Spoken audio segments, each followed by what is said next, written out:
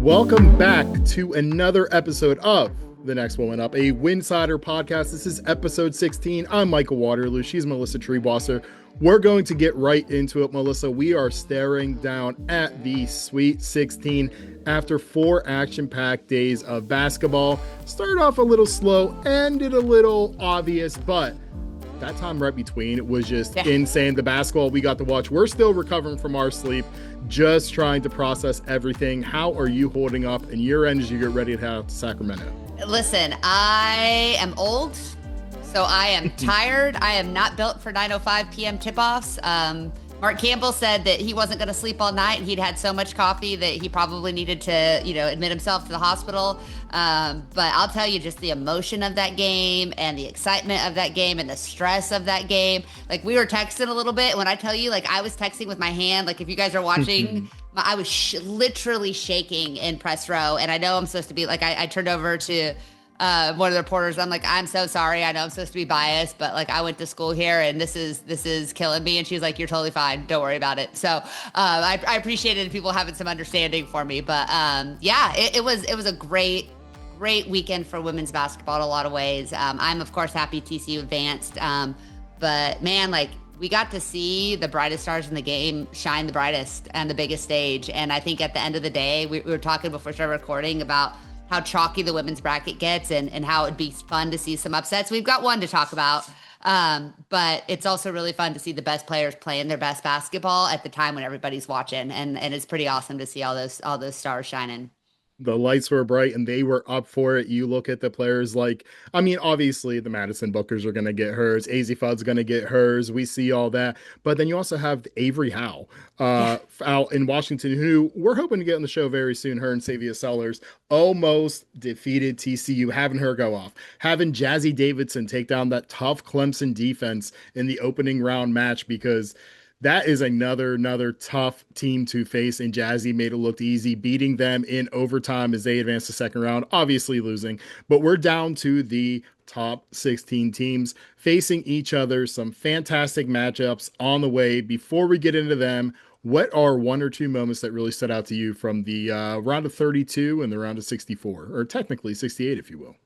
I mean, I think that just watching what Virginia has done, right? Like watching, I think both you and I were so high on Arizona State, and for good reason, and they almost pulled off that victory. But the thing we were adamant is that the team that won that game had a chance to really advance and to go into Iowa and to go into their home court and to what is it, something Carver Arena, Hawkeye, or whatever. But to go there and play that game and win in double OT. I mean, you talk about a team I don't want to play on Saturday night, and it's a team that just is coming on, like they're playing like they have nothing to lose. They're having fun, bringing that program back out of the doldrums, and with a chance to really cement yourselves as being back. And I was doing some research on them, obviously getting ready, and did not realize that down here in Texas, everybody in college football talks about Cody Campbell. Cody Campbell is an oil billionaire who funded Texas Tech winning a Big 12 championship in college football, wrote a check for it. And Alex Ohanahan, who is, I like to know him as Serena Williams' husband, but he's also the founder of Reddit, basically did the same thing for UVA and for the women's basketball program. And so to see, he's openly talked about, how much money he's invested in that program, and to see somebody of his stature and his wealth who says, I care about women's basketball, and then to be successful in doing so.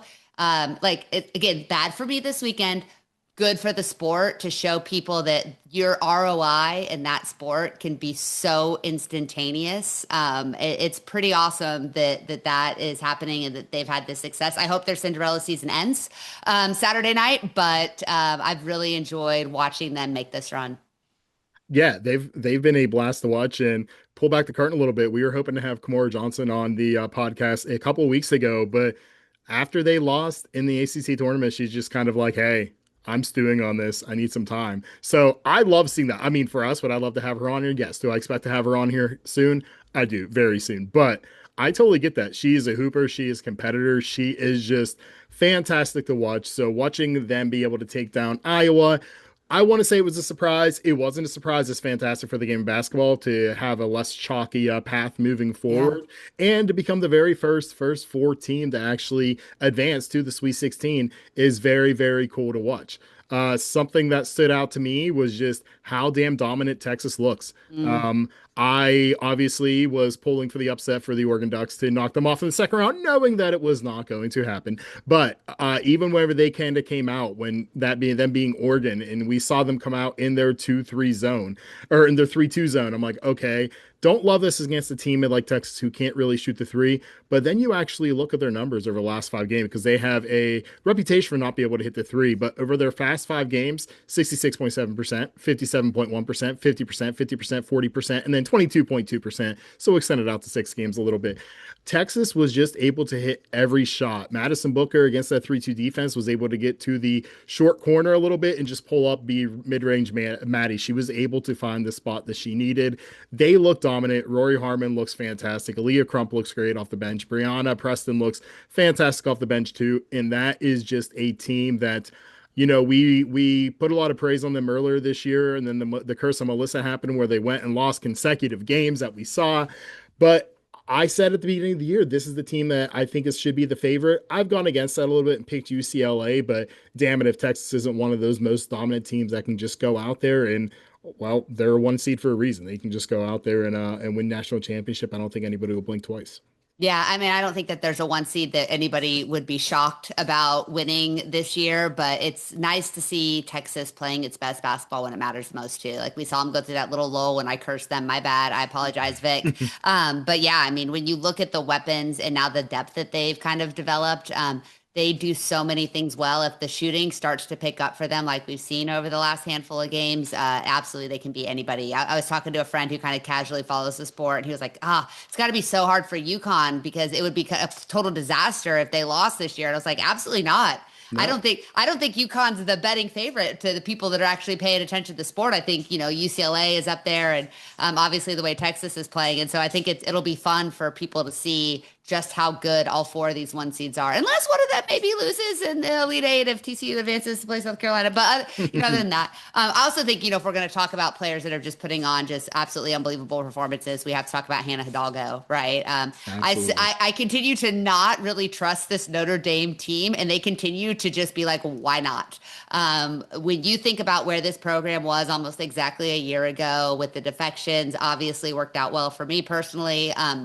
But it felt like Neil Ivy had lost that locker room and had lost that program. And we saw a lot of people leave and they kind of had to rebuild on the fly. And, obviously, I don't know that we know the whole story or will ever know the whole story of what really went down. But it felt like Hannah Hidalgo kind of got saddled with you're the locker room cancer and you're the problem there. And to see her, whatever it took for her to get back to this point to play the level that she's playing, good for her. She is undersized and yet somehow had 13 rebounds against a really good Ohio State team. Obviously, she's been scoring it well in her steal numbers. I don't know what the single March Madness steal record is, but I have a feeling she is going to own it by the end of it. I mean, almost having a triple double against Ohio State, which is a really, really good team, and the third part of your triple double being steals is pretty insane. So Notre Dame, much like Virginia, those are probably two teams you don't want to see right now because they're playing with absolutely nothing to lose, but they're playing to win too, and that is a scary combination in March. Yeah, they were. I think back to our pre-conference tournament talk, where what's the one team or one player who can really give momentum leading into the tournament? And I was like, Hannah Hidalgo and Notre Dame, I think, just because she Yeah. is just a dog. She is a scorer, and we're seeing her be able to do it. And it'll be very interesting if she is able to kind of elevate Notre Dame into an Elite Eight performance, maybe a Final Four. A very tough matchup on the way against Vandy, of course, with Michaela Blakes. But if she's able to do that, there's going to be have some conversations that have to take place there because that narrative is going to change around Hannah Hidalgo and the player that she is. Yeah. For me, the other the other team that really caught me by surprise, and they shouldn't have, but I feel like this is most of the nation, is Minnesota. I just Hmm. feel like the Golden Gophers still, even though they're a host team, they still aren't getting their proper due. Like they beat Ole Miss, but going to that game, everybody thought Ole Miss was going to win. And mind you, it was a 2 point win, so it was very, very close. But this Minnesota team still is just very underrated. I think they kind of just own that role. You see that big Yeah. shot by Amaya Battle that she hit. It was just a beautiful, beautiful game. And it's really, really cool for Minnesota and just seeing them be able to kind of move on to the next round and say, hey, we weren't really, really expecting this from you, but hey, go on and face UCLA. So what a prize that they have there, but Yeah, still seriously. fantastic for the Yeah. program, fantastic for the future of them there to be able to do it.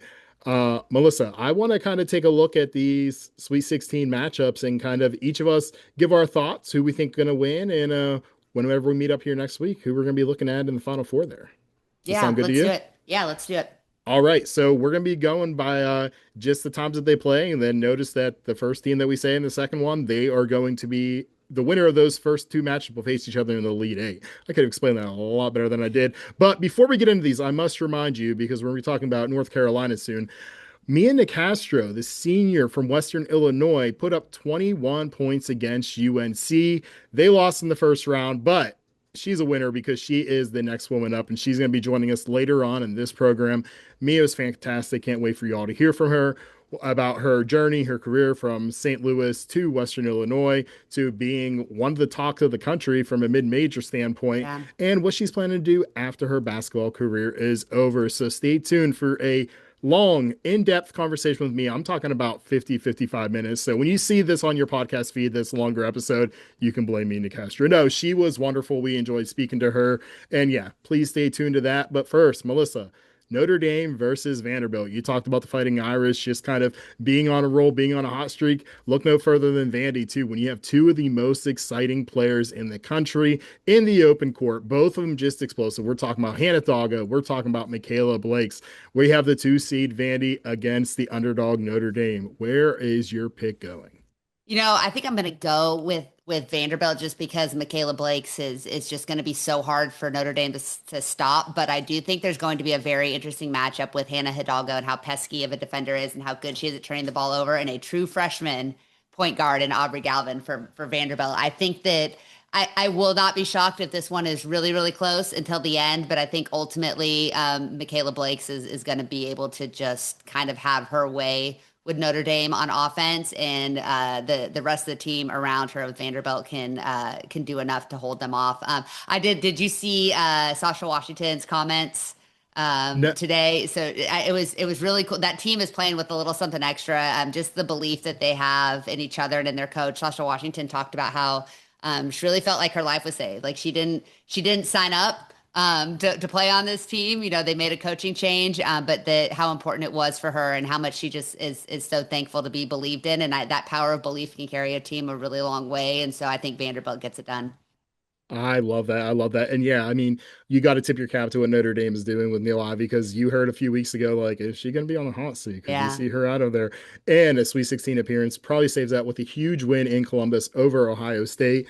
Love them. Think they're great. Both teams have good defenses, holding opponents to about 65 points per game. But whenever you just look at Michaela Blake's and the offense that they average about 85 points per game behind Michaela Bakes and Aubrey Galvin. It's very hard to pick against them. So, yes, I'm going to go with the two seed Vanderbilt Commodores over Notre Dame. And the winner of that game will face the winner of one seed UConn, who is just tearing through everybody. And I feel bad for everybody, including Syracuse.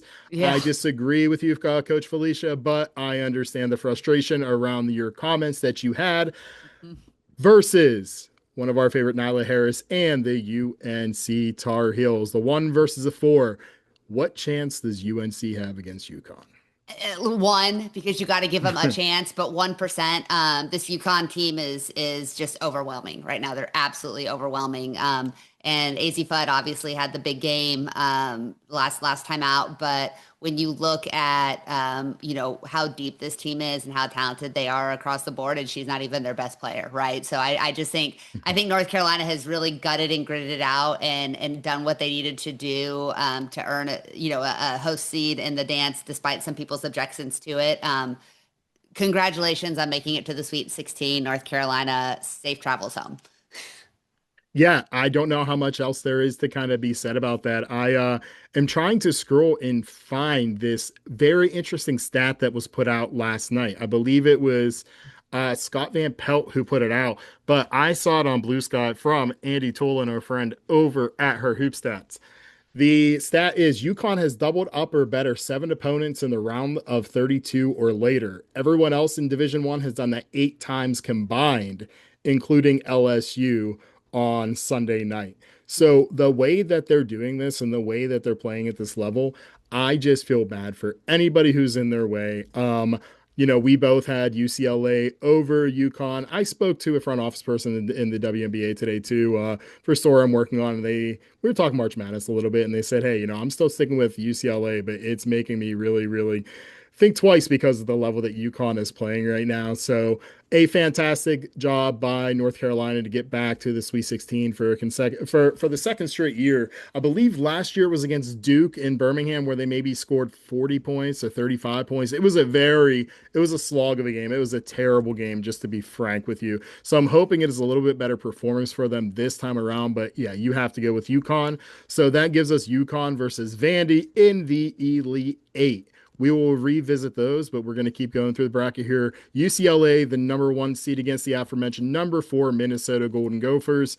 Do they have a little bit better chance against UCLA than UNC does? That's what we saw. Yeah, UCLA, like, I struggle don't a want to little say they bit. struggled. They allowed, they Oklahoma didn't State, make as easy work of it in the Fab Five seniors last night in Los Angeles.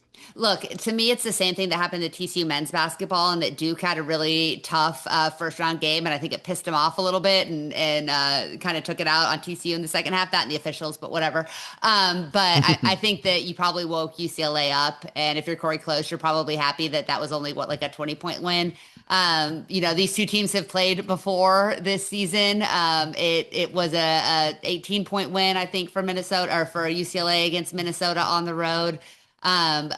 I think I would. I don't think Minnesota. My friend, back this up. My friend that went to Oklahoma State texted me last night and he said, "Do we have any shot whatsoever?" And I said, "No, but I don't think you'll get embarrassed, and I think Oklahoma State will walk out proud." That's kind of what I expect this Minnesota game to look like. Minnesota's not going to get blown out. They're not going to get humiliated.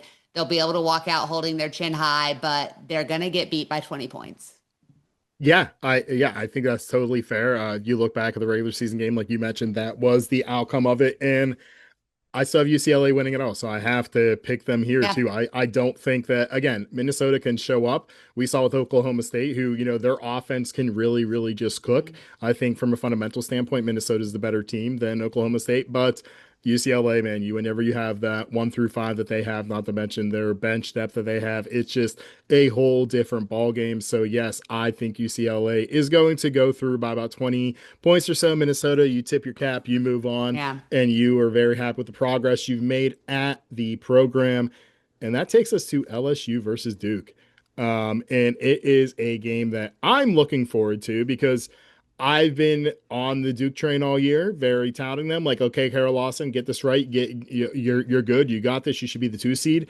After seeing the way that the LSU offense has been clicking, I have to say I'm a little bit nervous. And somebody pointed out that, oh, well, they faced each other earlier this year, and LSU just beat them. Guess what? That's when Duke was very bad. I caught myself Yeah. on 2 swear words right there, by the way, folks. Very proud of myself for no bleep button. But that was the last game that they lost when they lost 6 out of 7, 5 out of 6, something like that. And then they just went on that winning streak that they had. So this is a whole different Duke team, but can Flau'jae Johnson carry over the performance that she had in her final night in Baton Rouge? If she can, this is going to be a long night for Duke, despite the success that they have defensively. I don't know how they're going to be able to slow down that LSU team.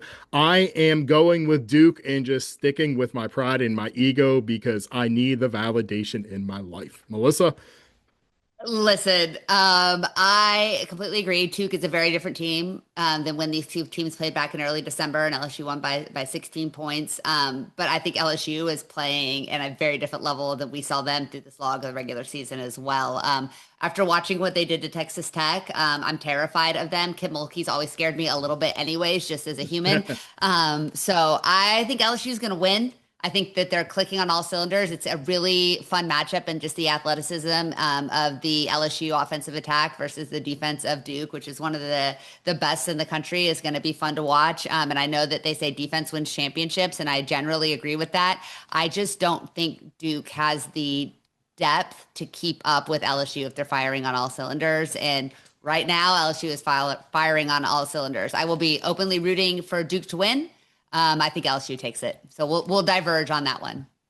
We will. It's good to disagree a little bit. So I'm glad we have that split there. I hope that you are wrong, and I hope that Me Duke too. wins. But 100%. let's go to the battle of the sophomores. We have Louisville Cardinals, the number 3 seed, against the number 2 Michigan Wolverines. We were hoping for this. And honestly, if Texas is going to lose in that region, it is probably going to be from Michigan. I don't know if Louisville is able to beat Texas, but I think Louisville can beat Michigan. Yeah. We see the job that Jeff Walz does. He's just one of the best coaches and in-game adjustments. Just love his management style and the plays he calls up. But I don't know if anybody's going to be able to slow down that big three that Michigan has because, yeah, Olivia Olson, we know she does it, but any given night, it can be Silas Swords. It can be Mia Holloway. So we don't know which one will show out. Will they have a plan for all of them? I am going to go with Michigan barely. I do not feel great about it because I truly believe, and this is one of the dumbest takes somebody can have, and I understand, but I'm going to give it. These young teams, it helps them to get that experience and then have them lose. So the next year they're able to come back and realize what it is. So maybe it is losing a close game for Michigan against Louisville to help them come back in the Sweet 16 instead of going against Texas, maybe just get beat by 20 points. We don't know. So I'm still going to go with Michigan, and I just can't bet against that trio of sophomores. Yeah, I'm going to do the opposite and go in a really close one about Louisville and not feel good about it. This is where I just said that I thought LSU's offense would be better than Duke's defense. This is where I think Louisville's defense could be better than Michigan's offense. And again, like totally contradicting myself from the last thing, but these are two very different games to talk about. So I think it's Jeff Walz. I think it's his ability to scout. I think he can have a plan. You're not going to take all of them away, but what you can do is make sure not all three of them hurt you at the same time. And I think that we've seen Louisville at their best raise hell for some of the best teams in the country. I think that they're going to push Michigan to the brink, and at the end of the day, I trust Jeff Walz in the postseason, and I think that he'll have him ready to go. And if this is a 2 or 3 point game with 2 or 3 minutes to play, give me the Cardinals. Yeah, I think it's totally fair. It is going to be, it might be the game of the Sweet 16, Yeah, honestly, just I, looking I at it. think it It's has a just it's so chance much to be the fun. closest for sure. Absolutely. And another one that could be close is Kentucky against Texas. We saw Kentucky barely escape WVU with a 1 point win as the Yeah. 5 seed. Our friend of the program, Claire Strack, with a very, very big game for them. But is it going to be enough to stop this Texas team? What do you think, Melissa? I mean, I really liked the way that Kentucky handled Texas earlier this season. And they're healthier now, you know? So Hmm. I think that this has a chance, like this could be the game where Texas really gets pushed. I do think Texas is playing on another level. And they're certainly playing some of their best basketball of the season, and they're so locked in. And we talk about the difference makers in March, and having a Rory Harmon at point guard who's just not going to turn the ball over.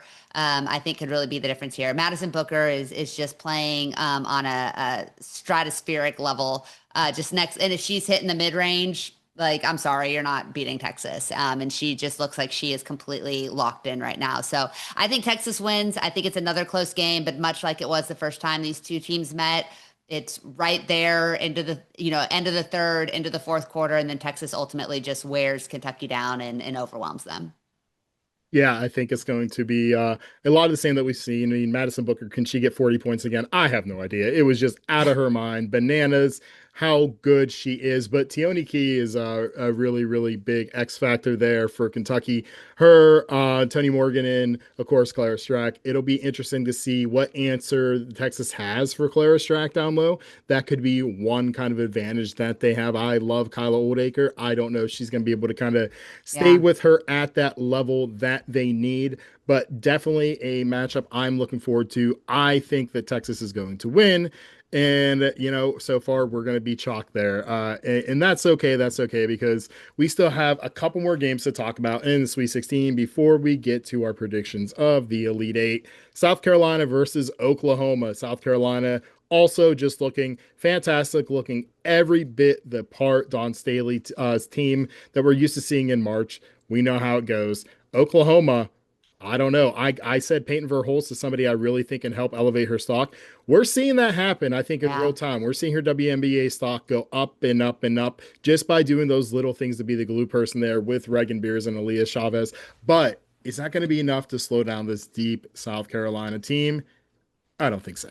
It would be fantastic because I don't want to have all one seeds in the Elite Eight. I don't want to have all one seeds in the Final Four. But Oklahoma can beat South Carolina, will they? I don't think so. How about you, Melissa? I think the worst thing Oklahoma did was beat South Carolina in the regular season and Aaliyah Chavez to absolutely go off in that game because Dawn Staley is going to put Aaliyah in her pocket and not let her do anything. I think that Raven and company are going to make it absolutely hell on the freshmen, and they had South Carolina won that game. I'd probably give Oklahoma a better shot. Yep. But this is a revenge game opportunity, and South Carolina doesn't get a lot of revenge game opportunities, but when they do, they tend to make them count. So I think Oklahoma is really good and really fun, and though they're going to lose some of these impactful seniors, I think that they've got a proof of concept there, and they'll continue to build, and they can be a real contender in the SEC here going forward. Unfortunately, that's not going to be what happens for them this weekend. I agree with you, and it is kind of another revenge game too because Aaliyah Chavez chose Oklahoma Yeah. over South Carolina too. So Don wants to get And that lick Texas back, Tech and and, TCU. and Texas Tech and TCU. Yes, yes, yes. But we know Dawn wants to get her look back in many different ways, and yeah, I'd be remiss not to shout out Raven Johnson, who has probably raised her value. Her WNBA draft stock, I should say, more than any other player this entire season. Way to go, Raven, crossing that 1,000 point mark. Kudos to you. I can't wait to see her play a few more games at least at the collegiate level. And they will go up against the winner of TCU versus Virginia. Melissa, we could record an hour long episode about this. We were chatting off air for about 10 minutes before we recorded all about this during the game, during the Washington game, during the Iowa Virginia game. You're like, okay, give me the breakdown on Virginia. What's Yeah. their defense look like? What are they throwing out there? Do you think Dono should cover Kimura or should Dono go somewhere else? Does Olivia have the size that she needs here? Like, what are we looking at? So, your first reaction was shit, more zone Yeah. defense. Yeah. And yeah, because that's what it is. But whenever I was watching that game against Iowa, right away, I just said, if this is the look they're going to be giving Chit Chat right this entire game, she is going to be able to cook. Granted, she did. They did not win. She had a great game, not the most efficient game, but she was getting her looks that she needed. And I'm just like, Olivia Miles is going to be able to pick this team apart. Yeah. If her head is in the game and if TCU can play 4 quarters and if Marta Suarez is able to be consistent and if Dono is able to hit shots. So there are a lot of ifs in here. And we know if maybes and butts or candies and nuts and every day would be Irk the Donk Fest. And then we have all these ifs that you can decide what you're doing with here. For me, as the basketball fan, I would love to see Virginia be able to take down TCU. It's not a TCU thing. I would say the same if they were facing LSU, if they were facing Yeah. This Minnesota, this podcast UNC, is over. Vandy. I'm out. This has nothing to do with TCU. It is the conversation you see that why am I watching the women's basketball tournament? All I have to do is wait till the Final Four because all the one seeds are going to be there. And oh, you mean a top three seeds only lost one time since 1998? And oh, has there actually been any upsets on there? I hear this all the time. So I think for the state of the game, it would be fantastic to have a 10 seed in the Elite Eight. It would be wonderful. Virginia can win this game. I truly, truly believe it because Kenora Johnson just has ice in her veins. She is locked in. She is a gamer. She is a hooper. But I'm sticking with TCU. I do not feel confident about it. I feel about as confident in this pick as I do with my Michigan and Louisville pick. And it's just basically a toss up, and I give it like 53 to 47% chance for TCU to come out on top. And I'd love to know what your thoughts are. You get ready to make that trek out to Sacramento to cover this team in this game. I mean, I'm going to go with TCU. I'm not going to feel good about it, not because I don't think TCU can and will win, but just because I'm a broken TCU fan and I'm always constantly worried. And frankly, the performance they had against Washington did not inspire a ton of confidence.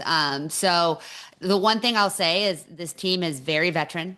They are very experienced. Quite a few of them have played really big games in March. I mean, we joked about Haley Van Lith of being Miss Elite Eight, Miss March a year ago. Well, Donovan Hunter has a chance to play in a third straight Elite Eight as well.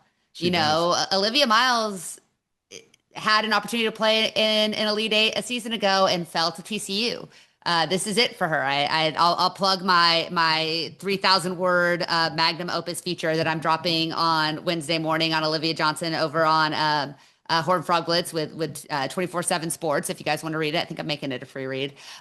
So I think that this team is very motivated and they learned a lot from that game. That's one thing I've noticed. They don't lose two in a row very often, and they don't Mhm. play two bad games in a row very often. So I think that they'll be prepared and ready. I think that the veteran and the experience is going to be a big difference maker in this one. The lights are going to be really, really bright at Golden One Center. So I think Virginia is going to give TCU all that they want. I don't know that they'll be able to do necessarily what Washington did. I think Washington having a 3-point shooter like Avery Howell just changed the way TCU could play defense. And Washington also having undersized posts that can step out and hit a 15-footer and an 18-footer. I don't think Virginia can necessarily do that as effectively. And so if you can camp Silva out in the middle and she can play like she did the second half and overtime of that game and block some shots and get some rebounds, I think they have an advantage there. But yeah, this is going to come down to, is Olivia Miles patient? She forced it a lot Sunday night against Washington. Can she be patient? Can she dissect this zone defense? And then can somebody make Virginia pay for running that zone and hit some shots? Taylor Bigby's been great. Marta didn't have her best offensive game, but she's certainly shown she's capable of knocking down 3 or 4 threes in a game. And I would love to see Donovan Hunter get going. She was scoreless until she hit that nifty little off balance lefty layup in overtime that put TCU up. I think at the time put them up 3 or 5. And so hopefully that was a little bit of a spark for her. So this one will be fun. I think it's a good strategy matchup. I think it's probably a bad matchup on paper for TCU just based on what Virginia does well and what TCU struggles with. But I do think ultimately the Horned Frogs are going to win a close one. And that's, again, I'm not going to pick against them. I'm not a total homer, but I am mostly a homer. So that gives us an Elite Eight with a two versus a one, a one versus a two or three, a one versus a two or three, and a one versus a three. So we could go through all those, but I need to know, is any, like, do we even need to bother any of the number one seeds going to go down? And if so, which one has the best chance? You have Vanderbilt versus UConn, UCLA versus either Duke or LSU, Louisville or Michigan against Texas, or South Carolina versus TCU. Are we going to just see chalk? And is there any of these teams that can actually lose? Look, I think if LSU is playing at their best and UCLA is not, I don't think Duke can beat UCLA. I do Agree. think LSU can beat UCLA. Agree That's fully. probably, and a week ago, I would have told you when TCU, or 2 weeks ago, when TCU was slotted in South Carolina's bracket, I thought they were the most vulnerable one seed of any. And I liked that path for TCU. The way that South Carolina has decided to remember their South Carolina here over this first week, I no longer know that I believe that. I think they're playing really good basketball. Anything is possible. This is still college athletics. This is still March. I fully expect that all 4 1 seeds make it to Phoenix. I do too, and I hate it.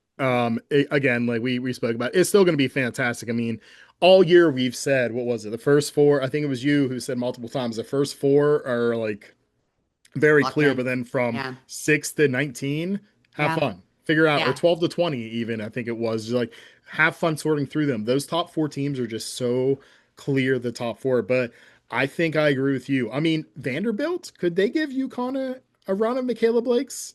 I could see it. I wouldn't Yeah. be shocked. I'd be surprised.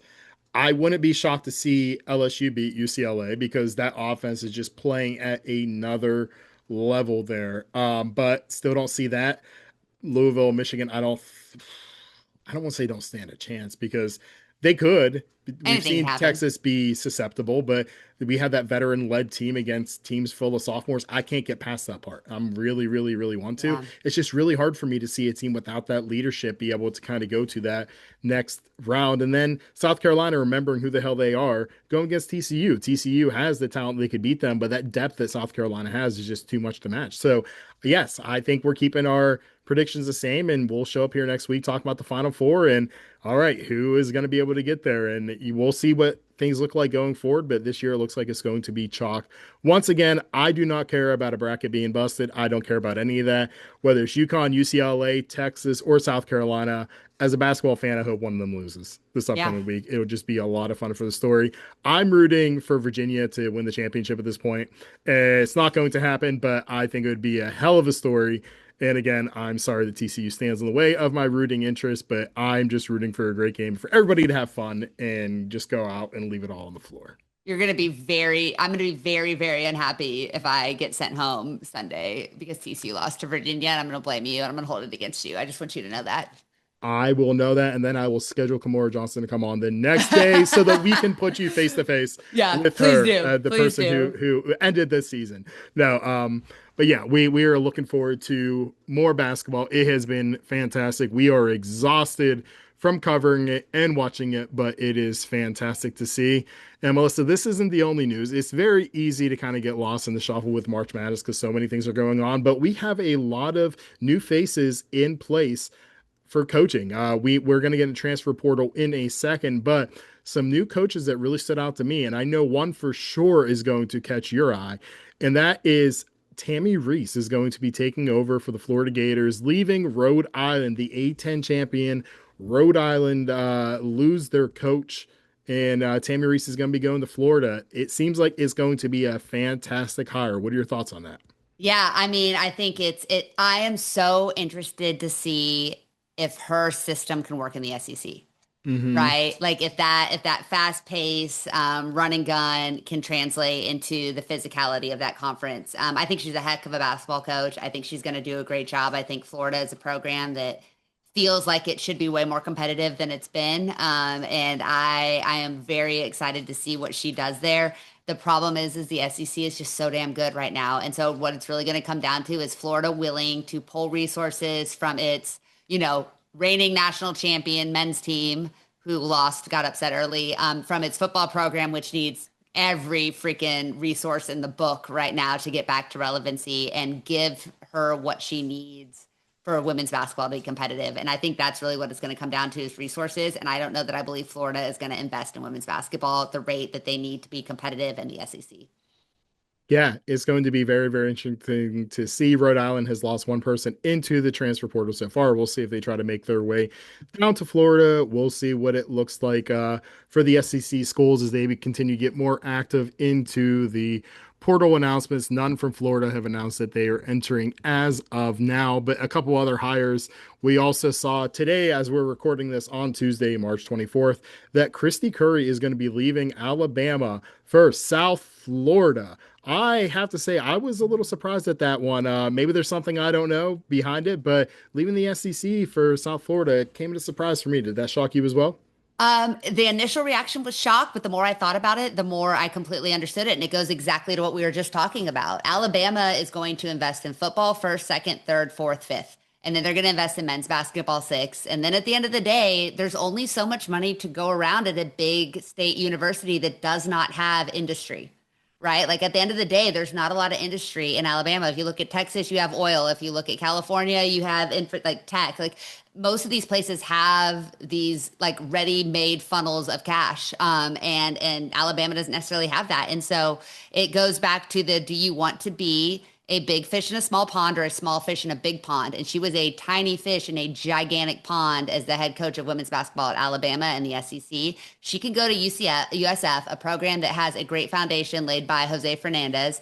And she can come in, have a program that people believe in, that they want to invest in, and she can immediately build a winner that can make the tournament and make some noise. And you know what? The pressure will be to make the tournament and win a game.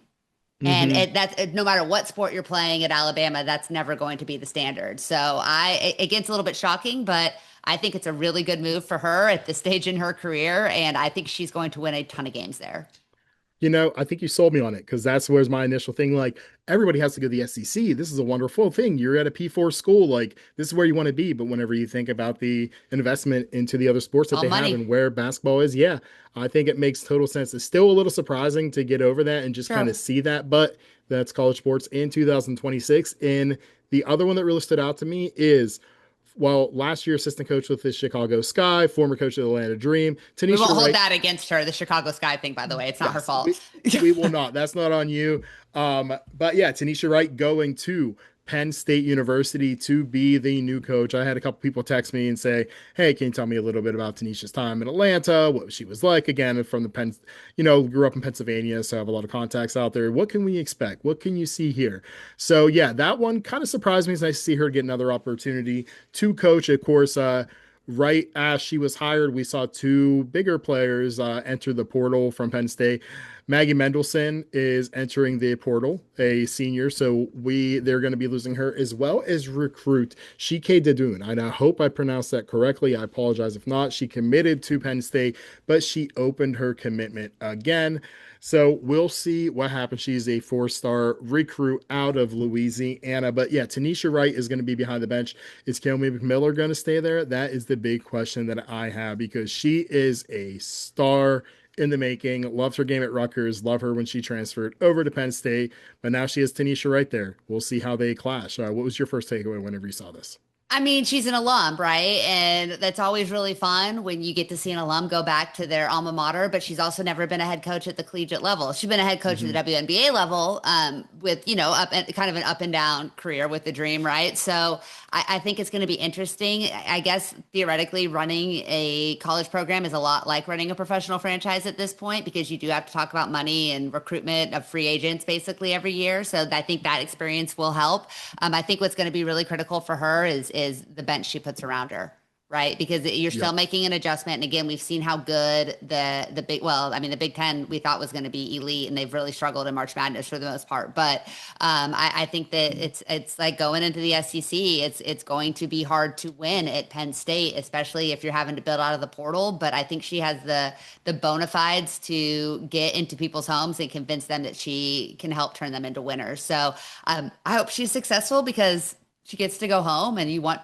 people to do that and win. But I think it's going to be. I hope they're going to need to give her enough leash. Like, that to me is ultimately the thing. If you expect this thing to be turned around in 2 years, I don't think you can get there. If you're going to willing to give her 3 or 4 and let her really build, I think she has a chance to be successful. Yeah, I think so too. It's going to be very, very interesting to see. And we're going to have more coaching changes as we go about. We know there's going to be, well, maybe one at a historic program, maybe another with a big time player that has a stat line of the week named after her, but we don't know that. We'll kind of see. We're just speculating, but we do know as of right now, according to On3, shout out to Talia Goodman, I believe. Talia Goodman. I'm not sure if I Leah, pronounced it yeah. right. Talia Goodman, thank you very much. And sorry for mispronouncing your name the first time. You do wonderful work. We are a big fan of yours. And we know as of right now, per the On3 transfer portal, there are 215 Jeez. players so far who have entered the portal, and we are March 24th It's in not the even middle of Sweet officially 16. open, right? But Like, no, it's not. But that doesn't matter wild. Doesn't matter, because, yeah. yeah, we have all that. There are going to be a lot more names, as we know. There were huge names last year: Malaysia Fulwiley, Gianna Neepkins, Olivia Miles, down to TCU, of course, who were in the portal and landed with new teams. So I don't know if you've had a chance to look at any of the names in here, but are there any names in here that surprised you, or any kind of rumblings that you've heard that you're keeping an eye on as Yeah. portal season really gets going? I have not gotten to kind of dive through who has entered yet. I obviously see stuff pop up on social media, but the thing I'm really paying attention to is what the hell is going on at Iowa State. Like, that's saying, like, if you like, there's obviously a lot of internet rumors. I believe about 12% of them, but we could be seeing a mass exodus from the Cyclones, and for a program that was so good and seemed to be on such a strong trajectory, and then struggled through this season. I can't think of Audie Crooks anywhere but Iowa State, right? Like, it would be wild to see her in another uniform. I mean, she's not the only player that could be leaving that program. So that to me is going to be a fascinating one. Obviously, the other one that I think we'll both be paying close attention to is Tennessee. We've already Mm-hmm. seen at least one portal entry, and there are a couple more rumored to be. And so I think that those schools are going to take long, hard looks at where they're at and what their expectations are for the future. And we could see a portal exodus from both. We could see potentially coaching changes from both. I mean, nothing would really surprise me. And so those are two programs that both I think have really dedicated fan bases and are really good at building tradition. And to watch, especially Iowa State, to see their team get wiped out by the portal would be shocking to me. But it seems like they're going to lose at least a handful. And Audie Crooks was non-committal whenever she was asked about Yeah. next season in Iowa State. Keeping all options open. An The Iowa response that kid, you get man. someone. Yeah, so it's going to be very, very interesting to see what goes on there. That Tennessee player you're talking about is Alyssa Latham, is the one who has entered the portal. A couple of names that really, really stood out to me were Zahira Walton from George Mason. She is going to be a senior this year. She averaged about 18 points per game or so. I apologize if I messed that up going off my memory there. And the other one who really stood out to me was Koulibaly from Auburn, and I apologize. Harasum, I believe, Koulibaly, the freshman, the leading scorer for the Auburn Tigers last year, did it all for them, and she is entering the portal too. She's probably the player that I'm looking at the most. She's somebody who I think can really make a splash at a bigger school. Just so athletic, so gifted player. I'm really keeping an eye on. But again, I'm expecting as tournament kind of winds down, we're going to be seeing bigger and bigger names go on there. Hopefully, none at any programs that shock us too much. Though Malaysia Fawali surprised a lot of people last year going from Yeah. South Carolina to their ops in LSU. So, Listen, it's fun. Portal season is a lot more fun when you're a fan of and following a team that's going to be a hot draw in the portal. It's a lot less fun when you're a fan or a team that is going to have a big exodus. So, as a TCU fan, every big name that enters the portal, I'm like, we might have a shot at her, which is a wild thing to say, but it's also true. So, I'm very excited to see how that plays out and how Mark rebuilds his roster with 10 seniors graduating the program. yeah, with people like TCU and Arizona State, we talk about Molly Miller, Mark Campbell, Yeah. two of the best in the portal this past year. Mark has obviously kind of done it over the past few years, kind of building that there. And that brings me up to a graphic that you sent me about an hour before we started recording. And it was a look at the Sweet 16 and how each team has been built. Basically, for example, UConn. They have four Husky logos in one Wisconsin, of course, Sarah Williams there. Knowing that four players have been homegrown and one through the portal. And then you kind of look down, you see each one, and then you kind of get to the last two, and it's very, very funny. Well, I guess the last three technically. If you look at Kentucky, Virginia, and then TCU. Kentucky, they have one. Claire Yeah. Strat. Wait, is it? No, it's not Claire. No, it's not Claire. It's She's not from Virginia Claire. Tech. Yeah. Yes, yes, that's right. Not Claire. But then you have Virginia, it's Kimura, and that's it. And then they have a bunch of transfers. And then you look at this team on the right hand column. You say, who the hell is this? Kentucky, Notre Dame, Oregon, Oregon State, Tennessee. It is TCU, the Yeah. one team that has been built through the portal, All five living up to its starters. reputation right there. Yes, all transfers right there. It is just very, very funny to see. And even the UCLA one will throw you off a little bit whenever you Yeah. think about Lauren Betts. It's hard to remember that she was once a Stanford. Cardinal. So very, very fun and graphic to see. But those last ones just really, really stand out. And it shows just the different ways that you can kind of build your team. None of them are completely homegrown. That's the one thing that really stands out Yeah. there. UConn has four, Louisville, LSU, Minnesota, Texas, all four. Duke, Michigan, Oklahoma, South Carolina, three, Vanderbilt, three, then two apiece for UCLA, Notre Dame, and UNC. And then you get down to the one for Kentucky, Virginia, and then the zero for TCU. So very, very fun visual. I'm glad that you were able to pull from Reddit there to kind of share with us today. And yeah, it's going to be teams like that. And you're going to see these continue to evolve, but definitely teams like Virginia, like Kentucky, like TCU, of course, who are going to really just continue to thrive in the transfer portal. Yeah, I think it's a fascinating thing, and it's an interesting and really not an indictment because it's worked out for these teams, but just a statement on where we are with college athletics. So to have all five starters at TCU be portal products, and every single team in the Sweet 16 to have at least one portal player, most of them two portal players, is a pretty fascinating thing to see. So I'm super excited about the Sweet 16. I think we're gonna have some great games. We're gonna have a great weekend. I think I'm also a big believer in the portal because, as we're going to hear from Mia Nicastro, it can be a real gift for these kids that sometimes need a change of scenery, or they get a coaching change or different things, and they have an opportunity to really find themselves and play their best basketball and be the best versions of themselves once they leave the place where they started their career. And I think that that's a really important thing to have for these young women. It really is. Mia breaks that down and more in our conversation with her because guess what? It's not all about the money. Can it be about it a little bit? Sure. Sure. But people like her who went from St. Louis to Western Illinois has really found success, and there are going to be others who do that too. We want you to check out this interview with Mia Nicastro. Instantly became one of our favorite players. She is just such a good bucket, such a good person, and it was nice to see her leave on top of her NCAA career with 21 points against UNC in the first round loss of the NCAA tournament. That being said, we'll pass it over to Mia to take us home, and we'll see it right here next week on the Next Woman Up. And joining us now on the Next Woman Up, one of four players in the entire country. Listen to this company that she's in, along with Michaela Blakes, Audie Crooks, Hannah Hidalgo, to score at least 24 points per game. She also shot 52.2% from the field this season, making her one of six Division One players to shoot better than 50% from the field and average more than 20 points per game. It was a mouthful. It was worth it because we are joined by Western Illinois's Mia Nicastro. Mia, thank you so much for joining the program. Yeah, thank you guys for having me. I'm excited to be here. Absolutely. We're just going to get right into it here. I mentioned Michaela Blakes, Audie Crooks, Hannah Hidalgo. Your name's up there with some of the elites in the game. Can you walk us through your breakout season and kind of how you reached this point? Yeah, so well, I started my career at St. Louis University. I spent my first 2 years there. Had a decent season as a freshman. I started on that team. And just, like I enjoyed it. It was a decent year. We went to the NCAA tournament my freshman year too, so that was cool. And then my sophomore year, there was just some different issues that I won't go into that too much, but just kind of didn't end up working out. So I d decided that I had to transfer. Whenever I started getting recruited by Western, um, I immediately loved JD. I immediately loved the campus, the community, just the program in general. So it was a pretty easy decision for me to come here. And then kind of just flash forward to kind of today. I just absolutely loved my time at Western. It's been given, it's given me so many opportunities. It's been so good to me.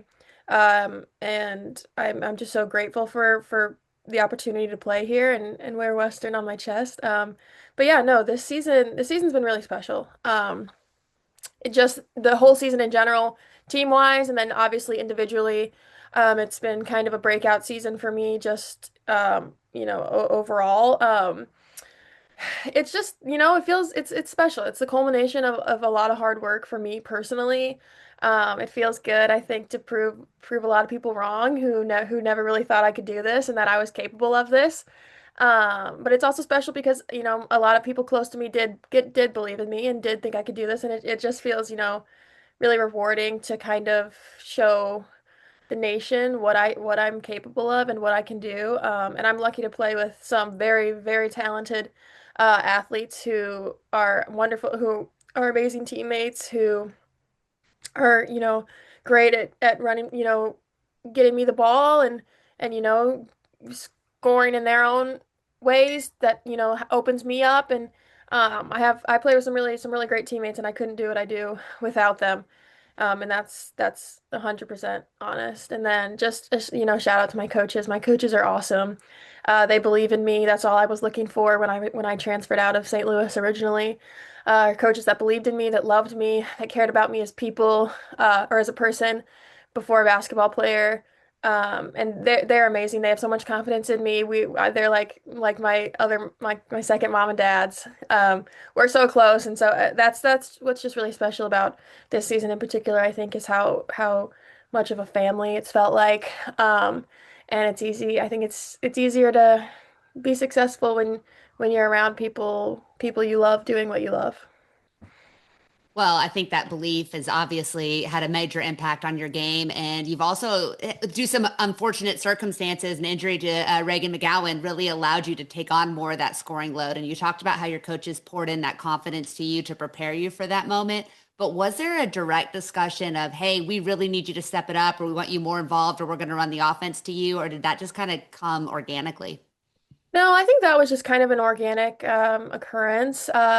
I mean, last year I was one of the primary scorers as well. I didn't have the season that I did this year, but I was a first team all conference last year. I think I averaged about 16 points a game last year. So coming into this season, I kind of just had the mindset of like, I'm just going to play my game and take what the offense gives me. I'm not going to force anything. I'm just going to be smart and I know what I'm capable of. So it's just a matter of, making it happen and doing what my team needs me to do. And I kind of started doing that from the beginning. Even before Reagan got hurt, I think I just, was doing a really good job of just, like I said, taking what I got. And that's where I found a lot of my success is just playing patiently, letting the game come to me rather than trying to go get it, and just doing, being confident and playing loose and playing free. And then kind of just like naturally, I obviously, like I said, coming into the season, my coaches knew um, I was going to be one of our primary scorers. And then, when Reagan got hurt, I think I had to. I don't even want to say like step up. I think I just had to, maybe take on a little bit of that load, but there was a lot of other people that stepped up and, did a little bit more to kind of cover the void that Reagan left. But no, I think it just kind of happened naturally. I fit in so well with this team and my style of play fits so well with this team that there wasn't really any need for a conversation there. And you said, your coach obviously knows what you're capable of. There are a few moments that stood out to me this year whenever I was like, oh, this player is really good, that you really kind of stood out to me. And one of them that you kind of stood out to a larger audience was that big win against Lindenwood in the OVC title game. Hmm. Obviously, going into it, Lindenwood was favored. Everybody thought they were going to get the automatic qualifier spot into the tournament. Was that kind of a chip on the shoulder of you and your Leatherneck teammates kind of going into that game? Yeah, for sure. I mean, at the end of the day, we were still the one seed, so I think we maybe actually did have a little bit of the favor there because we had overall a better season. We'd had more higher ranked conference wins, and then we split in the regular season. I think where kind of the chip on the shoulder kind of came in is they came into Western Hall, our very last regular season game of the year, and they beat us by 1 point in front of a huge crowd. It was for a share of the regular season championship, so huge game. And you end up losing by 1 point. It's a heartbreaker. And that we didn't play very well either. It was kind of it was a uncharacteristic, like not how we normally play. Um, and so going into the game, like I think, yeah, it was a little bit of like, we know that we can play with this team. We know we can beat this team. We've already done it. In the Lindenwood game at home at the end of the year, we were down 17 in the third quarter and ended up coming back. So, it was just more of we need to get on them like from the jump.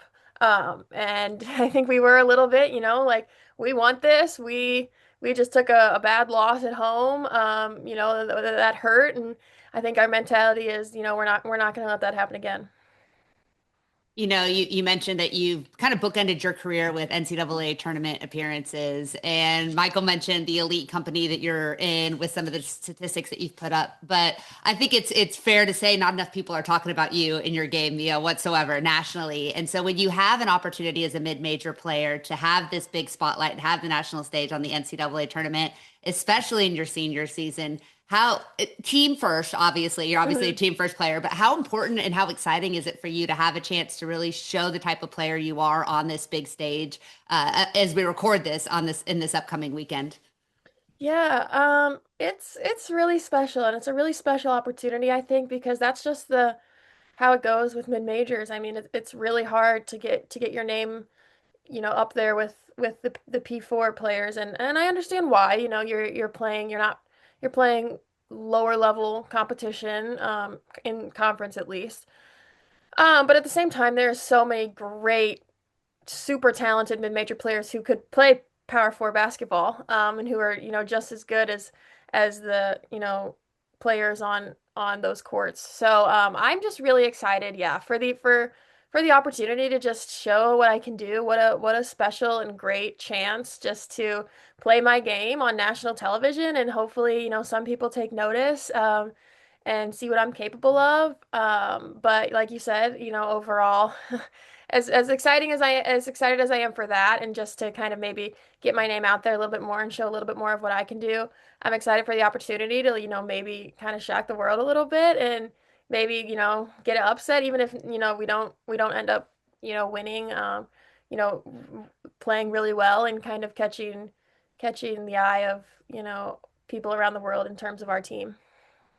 Absolutely love that answer. One thing that caught my eye this year, Mia, is your offensive game, especially when it came from behind the arc. I saw you started kind of extending your bag a little bit, making it a little bit deeper there. Was developing that aspect of your game something you worked on this offseason and kind of came in with the mentality of, hey, like I need to be able to kind of have that threat at least from beyond the behind the arc.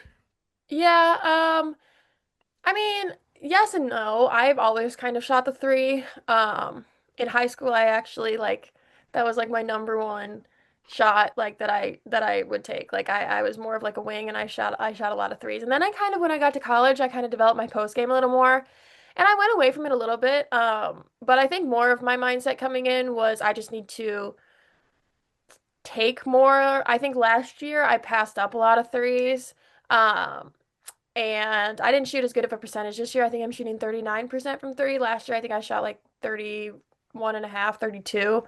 So still not horrible, but not where I wanted to be. I think my kind of goal coming in this season was just to take more, not hesitate and pass up those threes and to shoot a higher percentage. So I think I just, really kind of honed in on that in the off season. And I knew, that's probably not the shot I'm going to be taking 80, like that's probably going to be my least taken shot. But it's still really important to be able to stretch the floor there, and be able to hit threes and, be able to be a three level scorer, in this league. I'm going to need some more high school game footage and stats out there because I'm going off of what St. Louis, I'm going off of your past 2 years. I'm like, oh, cool, new development here. And here she's like, nope, I'm a winger in high school. And guess what? I used to drain that stuff all the time. Yeah. So, yeah, I love it. Thank you for that. I love seeing it though, because 100% Thank there you. with it. So, thank you. Yeah. Yeah, you talk about how that's been an aspect of your game, but it's really developed this year. And you talked about the regular season versus the preseason. In that game against Iowa, though it was a loss, you had the three pointers made in a game for hmm the first time in your collegiate career. Is that game? You put up some pretty good stats against obviously a two seed in the NCAA tournament and a finalist in the Big Ten championship game.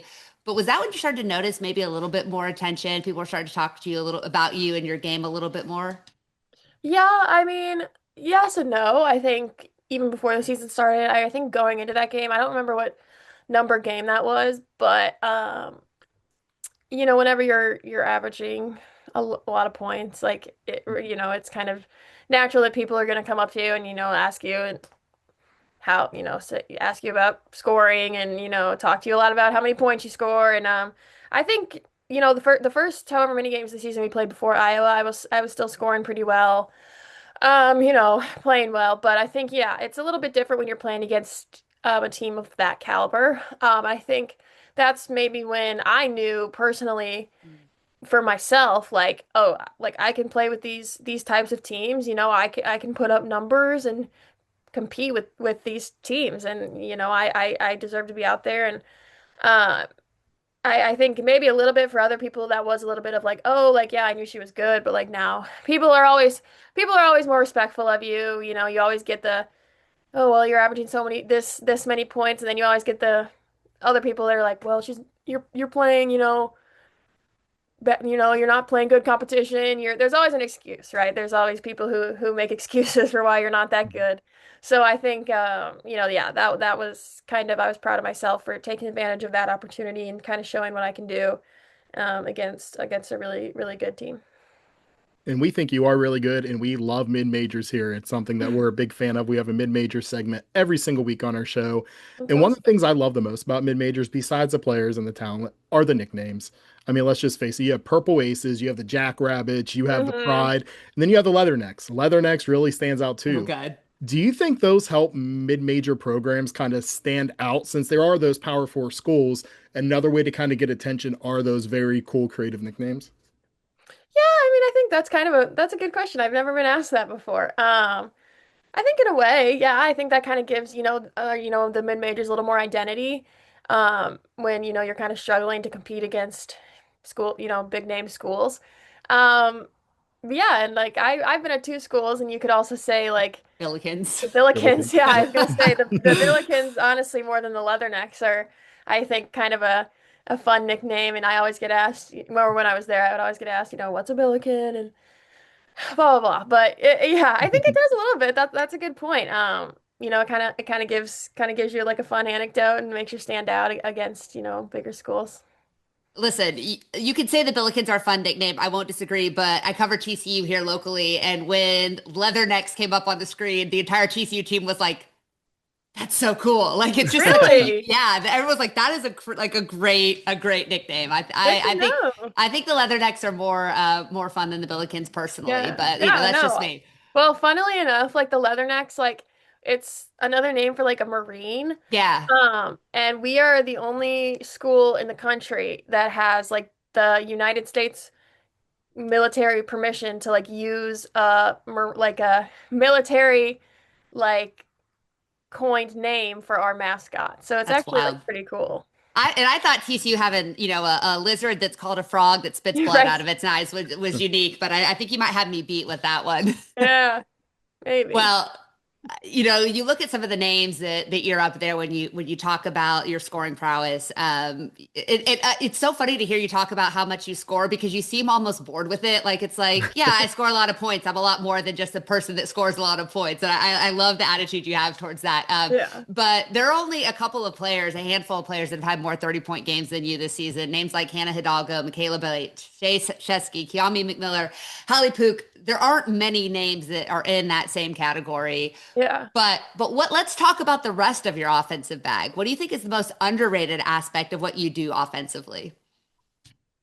That's a really good question, and I kind of have a good answer. I really pride myself on being a really good screener. And I feel like Mm, that is kind of an un like no one really talks about that, right? Like no one really because you don't a lot of the times you don't get rewarded.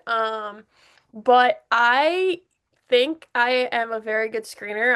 I really like have gotten a lot better at like finding like the person and t like just it's kind of about angles, right? Like it's yeah, kind it's of about like all. lining up angles and kind of like timing and I think I've just gotten a lot better at that. And I think we get a lot off of like ball screen rolls as a result of that. And then even just I think also not even just like on ball screens, but I set a lot of back screens. I'm always looking for people to like back screen, kind of get some off ball screening action. And I've gotten a lot better at that, I think, from last year to this year and kind of that off ball movement. So I would say that, which maybe is a little, too underrated, but No, I love that. And I'm a basketball coach as well. And I think that in this AAU culture and in so many systems are motion based and you don't see as much screen action in Mhm. the collegiate game and you don't see it in AAU and high school as much. I love that you talked about the angles. Trying to teach my players to like hunt a body to screen, I think Yes. is really hard to do. How did you like, is that something that you worked on? Is that watching film or is that just like the intentionality when you're on the court? I think it was just my freshman year. I kind of focused a lot on it because my freshman year I was definitely like, more of a role player and I had to find some ways to kind of like stand out. And so we kind of honed in on the importance of screening. And I think it's just like I got really intentional with it over time about how just to yeah, like the best way to, find someone and kind of line up your body with theirs so it's a good angle and um honestly I really have never watched film on I mean I've watched film, that's not what I mean. I've never watched film specifically on like screening and the art behind screening. But yeah, I think just kind of as you practice, especially at the collegiate level, where there's so much motion. And in my at SLU we ran a really ball screen heavy offense, so that I think that helped me kind of develop that too. I love that. That's great. That answer you gave remind me right before Unrivaled, it was media day, chatting with Cameron Brink and Paige, and somebody Hmm. asked Cam, "What is your favorite aspect of Paige's game?" And Paige is like, "Well, she's like everybody talks about her mid range, but I really like her defense. Like it doesn't get talked enough about." And Paige is Hmm. like, "Thanks, Cam." So seeing your reaction there, like ball screening, I love setting screens. Just Yeah. it gave me that same vibe there. So I absolutely love Yeah. that. I love talking about the underrated parts of people's games. So Yeah, that's a good that's question. definitely a good one. And I think it's our first reference to Yeah. the angles of screens that are set on the podcast. So thank you so much for that, Mia. And Nice. think your high school teachers would be proud of you. So actually, let's just go back to high school. I want to take us back to St. Charles West High School in Missouri. You were all state as a senior, McDonald's All American nominee. When did you start getting attention from D1 schools? And what made you decide on St. Louis? And I'm also just going to let you know I have a follow up here. Who was your first offer from? Yeah. So I actually started getting recruited very late. I was very, I won't say very, but I was, everyone kind of assumes now because I'm, like you've said, kind of in some pretty special company with my scoring, that I was just this huge like, being recruited left and right, ever UConn wanted me, South Carolina, like no, it wasn't like that at all. I didn't really start get recruiting until my junior summer, which as you know, like is Late. like the last summer to get Hmm. recruited. I had one D2 offer going into my junior year summer. That summer I switched from playing with Blue Star St. Louis to Missouri Phenom EYBL. So I think being on the EYBL circuit was helped a lot. But even with being on the EYBL circuit, I got my first offer from Kansas, the University of Kansas. So first Okay. offer is like a Power Four offer after only having one D2 offer. So that was kind of crazy. That We offer could have about been rivals, Mia. We could have been rivals, oh being yeah, down here at I TCU. know. Oh. Well, as I was going to say, that offer ended up getting pulled because Screw Kansas. They're the yeah, worst. Hate that program. the roller coaster of emotions there. Um, no, it wasn't for like a bad reason. It was just someone ended up taking that scholarship, and so then I'm kind of back to square one. I think by the end I had I'm trying to remember who. I had a few Ivy offers. Um, I had let's see, a few MVCs. I remember Bradley was one of my finalists. My first time being recruited. SFA, Stephen F. Austin, just to name a few. So I only ended up having about at the time of like when deciding to commit, I think I had about six or six, anywhere from six, like 6 to 8. It could like, but Thank you for not saying 6 or 7. I really appreciate Yeah. I that. was going to say that, And you but thought then I had to I stop saw you myself. thought, yep, I saw that. God, yeah. But I'm a high school teacher. It's like every day of oh my my gosh, life. I It's can't the even worst. imagine. Yeah, it's terrible. But yeah, so really, really d decently under recruited out of high school, and I started getting recruited really late. So then just with well, I guess like back to that, I do think I when on these podcasts, I kind of like to when people ask me about that, just kind of say like I think it's important to say that like that doesn't matter though. I mean, it feels like in the moment, like I remember in the moment just thinking like this is this is I'm never gonna be successful. Like you're seeing all these other people get huge offers, constant offers, like you're comparing yourself to them. It's so hard, and you're a teenager with a big dream, and you're it's stressful. But I just really like to say, like, if there's any, people or girls or kids that are getting recruited right now, like, and maybe you feel you're under recruited or you're not, garnering that much attention, it just takes one offer and it just takes one school to believe in you, and everyone's journey is different, right? So I just really am proud of myself for going, from kind of being pretty under recruited and not really talked about out of high school to now, having my name up there with some pretty big players. But no, yeah, and then ended up going to St. Louis. I chose St. Louis. My final two were SLU and Bradley. And then I chose SLU because mainly like I thought I wanted to like stay pretty close to home. As I kind of then later afterwards, as I, went only 30 minutes away from home, I kind of was like, yeah, I think I need to go further away from home. But I thought I wanted to stay pretty close. But not even that. Like if you've ever been to SLU, it's a beautiful campus. Yeah. Academics are really, Elite. really prestigious. Just a good program with a lot of resources. It just kind of felt like natural when I went to go visit. Like it felt like I fit in. It felt like I would have every resource that I would need there. I could be successful athletically, academically. And then so I ended up committing. And then flash forward to I ended up committing in September. Flash forward to March. The coach that I committed to got fired. So then you have to go through that whole thing. Um, and then I ended up staying. Obviously, I stayed for 2 years, but that was a roller coaster within itself. So, but yeah, that's kind of my recruiting journey. I think that perspective is it's really refreshing just to hear you kind of walk through the honesty and getting that P4 offer, having it pulled, having Hmm. your coach that you just committed to get fired.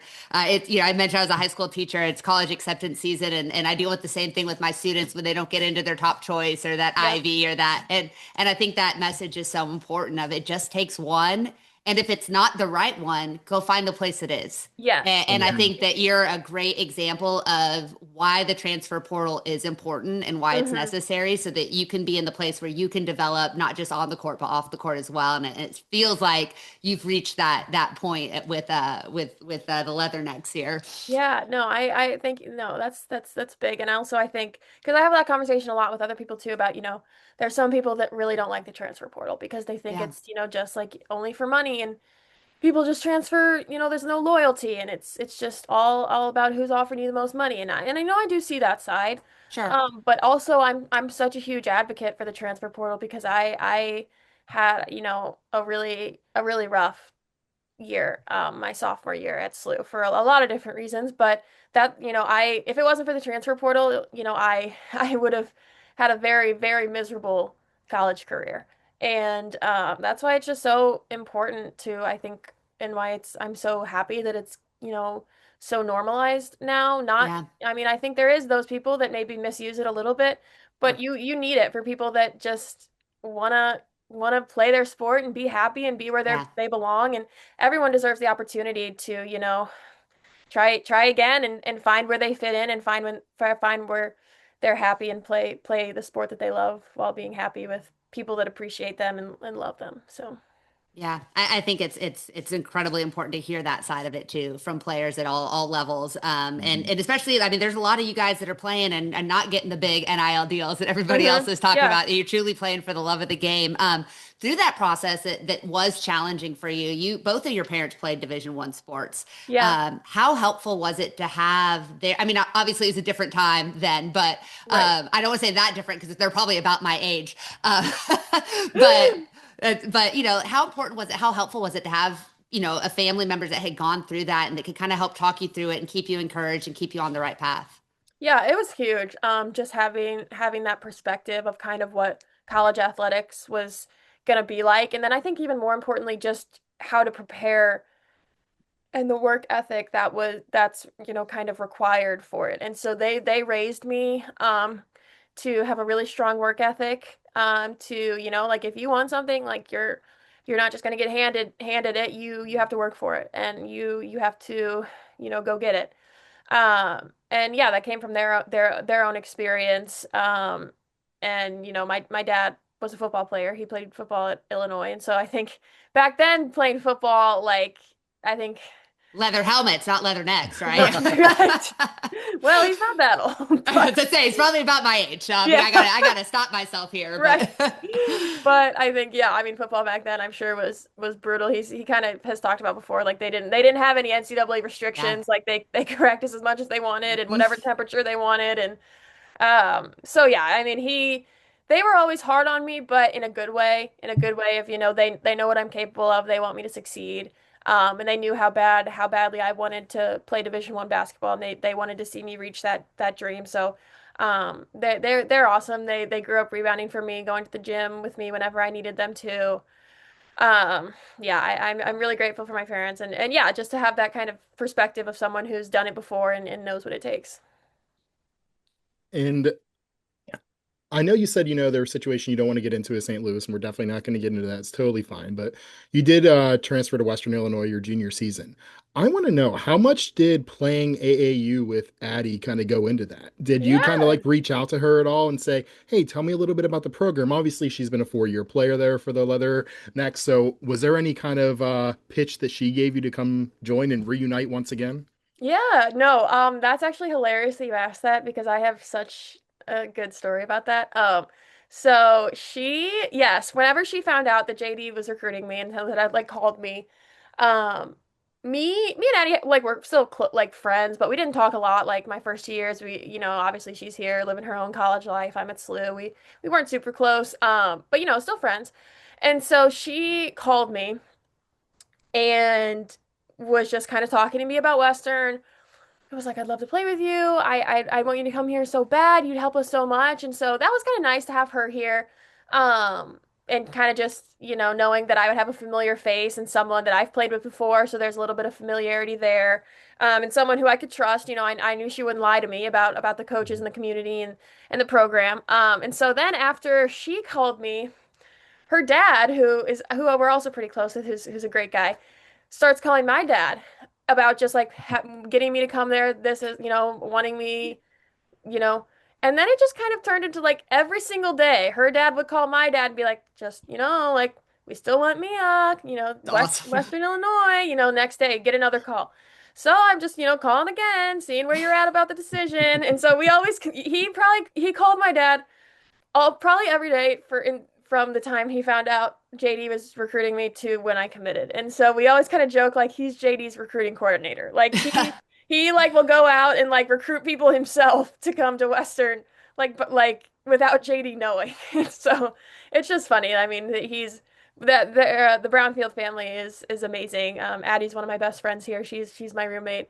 So it's been a really great experience to have that, coming in, that familiarity with the brownfields, and then kind of growing it as I've been here. And like I said, they're kind of like family now. Addie's one of my best friends. She'll probably be one of my bridesmaids. So it's been really fun.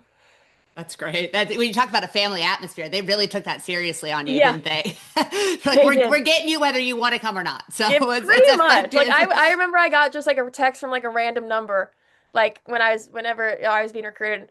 Hey, by the way, it's Ken. Just want to say go Western. Like, so then like, I love that. yeah, Absolutely love it was that. fun. There's not the only thing crazier than D1 athletes is D1 athletes' parents when it comes to Yep. investment in the program, right? Like Yes. I see that all the time too. And It's that is the awesome. brownfields. I have never met a family more invested in their child's athletics. They were wearing, it's so funny. They were wearing, it's Addie's senior year too.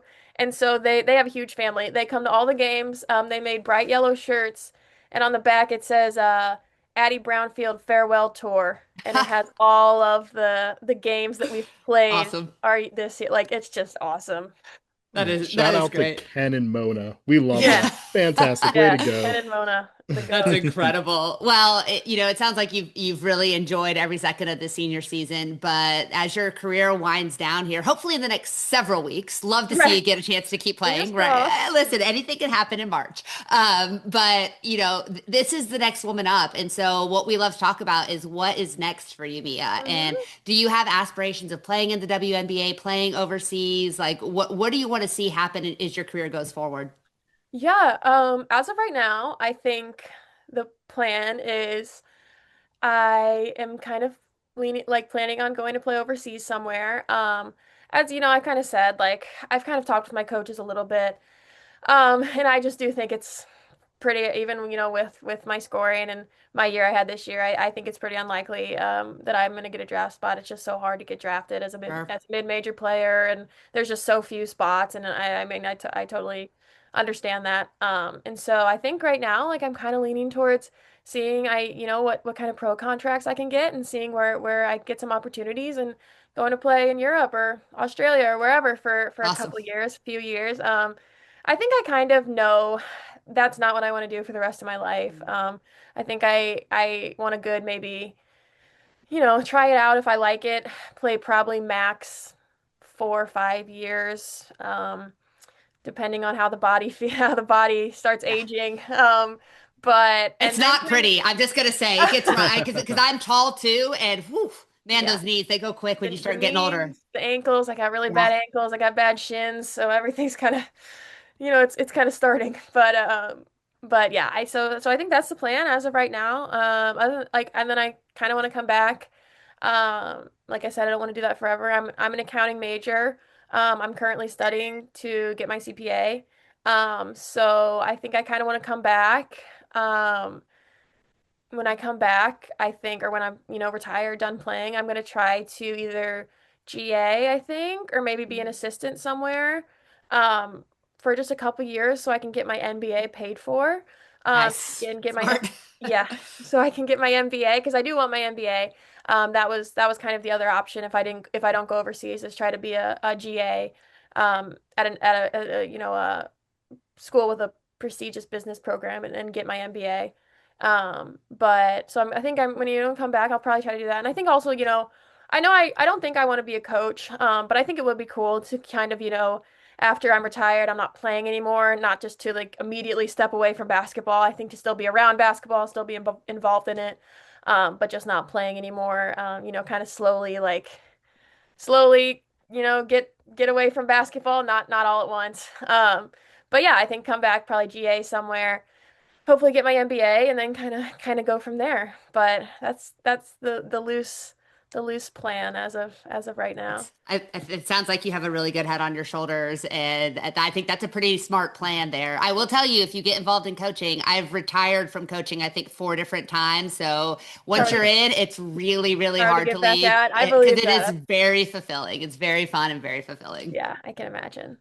And you are the second Mia we've had on this podcast. Our very first guest was Mia Jacobs from University of Oregon, who transferred from Fresno to the P4 also. And she was talking about the same after she got done playing. She'd love to go to the WNBA, but she said, hey, probably WNBL over in Australia is probably my Yeah. most likely path. And it's just amazing because there are so many avenues, so many opportunities. Yes, Unraveled gets a lot of conversation. Project B gets a lot of conversation. This is booming all over the world. So I have no doubt you're going to land where you're supposed to land where you want to land, and keep on going until you want that ball to stop bouncing. So we're looking forward to wherever that next step takes you. And right before we get to the rapid fire, we have one more regular question for you. As you kind of look at those pros, no matter which league they kind of play in, and then you look at your game, is there a pro that you see that you think kind of resembles your game the most, or that you've kind of grown up idolizing and makeshift after them? Yeah, I always say, and this is such a loose comparison because I'm not saying that I am the level of her at all. But I've grown up a huge Brianna Stewart fan, Mm. and I think she plays like I try to play a lot like she does. She's just like that kind of like stretch four that can kind of do it all, right? And she's shifty, like has that kind of fadeaway game, which I do a lot if you've watched my film. Hmm. Um, just a amazing all around player, 3 level score as a post, which is kind of what I try to emulate. I've always really admired her versatility, and I like to think of myself as a pretty versatile player. So yeah, I think she's probably my biggest idol growing up, and the person that I most try to emulate my game after. And I also just love that whole kind of 2016 UConn Mm. team and that dynasty there with Morgan Tuck and Mariah Jefferson, and then Nafisa Collier was also on that team, and she's from St. Louis, Yeah. so that was just like that was awesome. So that was like a dream team for me. Oh, that is a fantastic answer. And who knows, if the tournament goes your way, you could end up meeting up with UConn there if you win a few That's games and they win out too. So you could be able to kind yeah, of take on that childhood team of yours. that would And be amazing. all right, Mia, we're ready for some rapid fire. Does that work for you? Yeah, let's do it. All right. So we know that you also played volleyball in high school. Did you give any thoughts to kind of playing both at the next level as you were kind of looking in different schools? Was that ever on your mind? I did a little bit. My volleyball coach wanted me to, but I was good at volleyball. But I had never practiced like or trained enough to be like a Division 1 volleyball player. So I would probably have to end up playing D2 somewhere if I wanted to play both. And I knew I wanted to play Division 1 basketball, so that kind of settled it for me. You talk about it's obvious basketball was your first love, but you mentioned your mom was a college athlete. She was a collegiate softball player. Did she ever Hmm. push you to try to get on the diamond? Did you play any She softball did. growing up? Yes, and it was a pretty quick no. I hated softball as a kid. I have 2 younger sisters. None of us wanted to play Okay. softball. We all played t-ball and refused to let my mom put us in softball. And That's honestly, I think incredible. she was a little upset, but then, I mean, softball growing up is just brutal. It's a Like it's slog, man. yes, like and so I think she was honestly like maybe a little bit relieved that she didn't have to sit through, years of elementary softball, but no, I think yeah, we never took to softball. It was always basketball for all of the us girls, all my sisters. So I did see that you're a St. Louis Cardinals fan. Did you have an all-time favorite player whenever you were younger watching? So I'm gonna assume that you got that from my I did. blue biome. I don't Yeah. know why they put that in there. I've Oh, never said that I've wondered this for years. I That's don't know hilarious. why they put that in there. I mean, obviously I like the Cardinals. I'm from St. Louis, but right. I never told them that. I think they just assumed that. So I'm not super familiar with the Cardinals, but the one person I do remember that was huge when I was growing up was Albert Pujols. Um, Fantastic answer. I'm he, going to assume, Mia, that maybe that is your mom's way of sprinkling in. Maybe that softball dream is still yeah, alive there. We'll put a little baseball stuff in there for Stu. right. Yeah, we'll say that. That's funny. You mentioned how you love being a three-level scorer. I got to know what's your favorite. Hitting a three, getting that fadeaway mid-range, or taking one hard to the hoop. Fadeaway midi. That's like it's been my go-to all year. I've really developed my mid-range game, and I feel like that's just like I don't know, like I just feel like when I start hitting the fadeaway mid-range or pull up midi, it's just like I think that gets me going the most. So I'd say fadeaway midi, yeah. In true Stu York fashion right there. You're Shout out right. Stewie. We know we mentioned a couple times now both your parents played collegiately, the University of Illinois. Which one of the two were more competitive growing up? Oh, that is such a good question. My mom. My mom is like I would say my dad was more of like like better athlete. Well, at least when he was a kid. He's not now. He's had like six knee surgeries. He's Football. not moving well anymore. I think, but if you come to my house, it's a constant debate between who was the better college athlete, who had the better college GPA, between my parents. It's just like, oh my gosh, back and forth all the time. So my mom though is one of the most competitive, sometimes stubborn people you will ever meet. She will die on the hill that she will beat you at most things. So I love even that. us, we'll come home and we'll be like, okay, mom, like I gotta, or like I told her my GPA the other night or the other last semester, I guess, because I got my first A minus ever. Are you Went kidding home. me? I know. Went home, mom. Like she was like, "What's your GPA?" I was like, "Oh, I ended up getting an A minus and like advanced tax too." She was like, "Well, I had a 4.0 in college."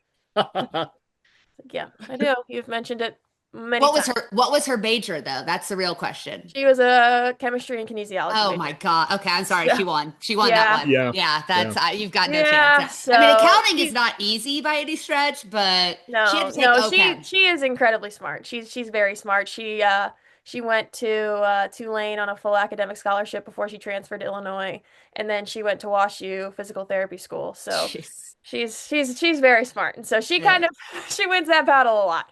The But the it's also bar been is nice to high. kind of yeah, grow up and you're doing homework and you're writing an essay or something. And you're like, Mom, can you read this and fix what you think sounds bad? So. Who needs Oh, AI? Right. You have Mama That was my Nicastro. version of Yeah. AI before AI. talk your ish, Monica. Talk it. Yeah. That's awesome. All right, let's put you on the spot with some teammates here, real quick. Okay. Okay. All right. Who is the funniest? Tie between Addie Brownfield and Kennedy Herrick. Most athletic teammate? Ooh. Oh my gosh. I'm gonna kind of go with a sleeper pick here and go with our freshman, Sydney Scrobot. She's kind of like sneakily athletic, very long. Um, I feel like we don't have like one freak athlete, but I think she's pretty athletic for her size. Who's setting the vibes every day? Addie. I mean, God, she never takes anything serious, and everything is always just like funny, and everything's just always a good time with Addie. I think I can guess based on that answer how you're going to answer my final one. Who's the most likely to have Coach Gravina make the team run sprints? See, I'm actually gonna go differently. Our one of our sophomores, Caitlin Agna, she just sometimes you say something to her and it just goes in one ear and right out the other ear, and that sometimes gets on his nerves a little bit. But she's awesome. She's hilarious. Just sometimes you got to really, huh, get her to 20 flip year olds, before you right? tell her 19, something. 20-year olds. You can't do Right. nothing with them. They're rough. Oh, yeah. Oh, That's love awesome. that. Love that. All right, we're gonna play. We just have a couple more here for you, Mia. We're gonna play a quick game of bench cut, and start. Mm. So, 37-point game against Little Rock, winning the OVC title over Lindenwood, or 18 rebounds against St. Francis. The points and the rebounds are both collegiate career highs.